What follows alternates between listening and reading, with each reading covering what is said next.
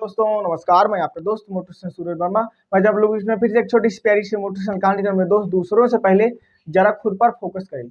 आज इस कहानी में आप लोगों को चीज सिखाऊंगा, वो चीज बताऊंगा कि दूसरों को दोष देने से पहले जरा खुद के अंदर झांक के देख लीजिए। जो व्यक्ति दूसरों की बुराई करता है और दूसरों की निंदा करता है, आज उन सब के लिए खास है ये कहानी कि अगर आप दूसरों की निंदा करते हैं, दूसरे की बुराई करते हैं, उससे बुराई करने से पहले, उसकी निंदा करने से पहले जरा अपने अंदर आप झांक के देख लीजिए कि हमारी कमियां क्या है, हमारे अंदर क्या कमी है। दूसरे की मजा लेने में हमें आपको बहुत आनंद आता है, लेकिन जब वही बुराई, वही निंदा हमारे साथ लोग करते हैं, तब आपको हमें कैसा लगता है, आप खुद इसका विचार कर सकते हैं। इसलिए जीवन में कभी भी ऐसा आप लोग काम न करिए किसी की समस्या हो आपके लिए, आपकी वजह से किसी को समस्याएं आ पड़े। इसलिए जीवन में मेरे दोस्त कभी भी लोग सारे समान हैं, बस उनकी सोच अलग अलग है, उनकी सोच का फर्क है। इसलिए कभी भी किसी का निंदा नहीं करना चाहिए। हो सकता है अगर आप किसी की निंदा करते हैं, किसी परेशानियों का आप फायदा उठाते हैं, हो सकता है वो दिन, वो घड़ी आपके ऊपर भी आ सकती है, उस चक्र आपके ऊपर भी चल सकता है। समय का चक्र किसी के ऊपर भी चल सकता है। इसलिए कभी भी किसी परेशानियों लोगों का कभी निंदा नहीं करना चाहिए। ऐसे ही एक व्यक्ति की आज कहानी आप लोगों को बताऊंगा। आप लोग भी हमारा चैनल सब्सक्राइब नहीं किया, चैनल को सब्सक्राइब कर दिए, लाइक कर दिए, बेल आइकन को प्रेस कर दीजिए, अपने दोस्तों के साथ शेयर कर दिए ताकि हमारी हर वीडियो आप लोगों तक पहुंचती रहे। आप लोग इस कहानी को सुनने के लिए, जानने के लिए इस वीडियो में तक बने रहेगी। तो आइए जानते हैं। ऊंचाइयों पर वही लोग पहुंचते हैं जो बदला नहीं, बदलाव की सोच रखते हैं।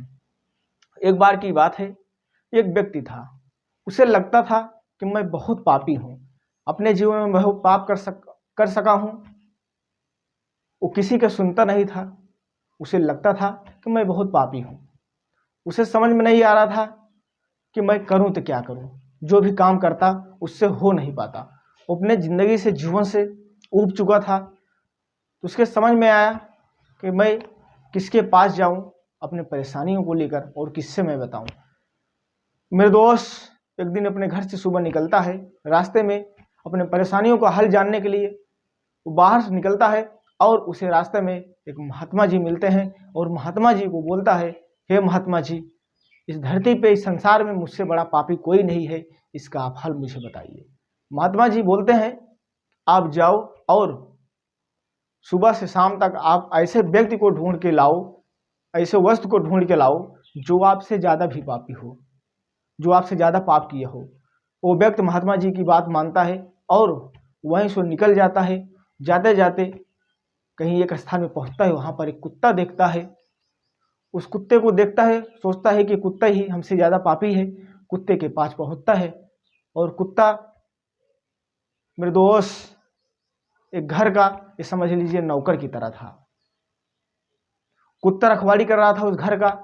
उसके अंदर कुछ गुण था, क्योंकि किसी घर का रखवाली वो कर रहा था।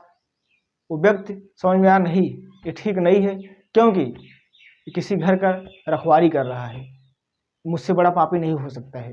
वो कहीं और जाता है, थोड़ा सा और आगे जाता है, उसे कुछ झाड़ियाँ दिखाई देती है जिसमें बहुत बड़े कांटे लगे हुए थे। उसके मन में विचार आया कि झाड़ियाँ तो हैं, अगर इस पर हाथ लगाएंगे तो हमारे हाथ में कुछ कांटे भी चुभ जाएंगे।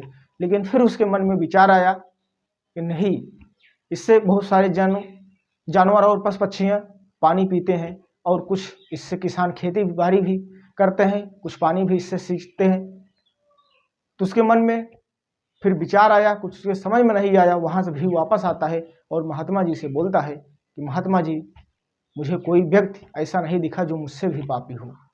महात्मा जी मुस्कुराकर उस व्यक्ति को जवाब देते हैं और बोलते हैं कि किसी दूसरे का गुण देखकर उसे लेना और अपनी गलतियों को समझ जाना, यही सबसे बड़ी बात है।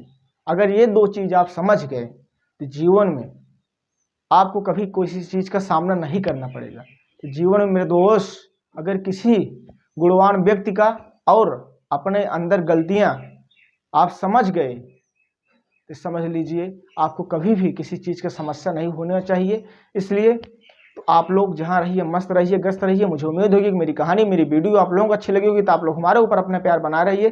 तब तक आप लोग इस कहानी से वीडियो में बने रहिए। फिर मिलते हैं आप लोगों को नई कहानी, नई वीडियो के साथ। तब तक के लिए नमस्कार।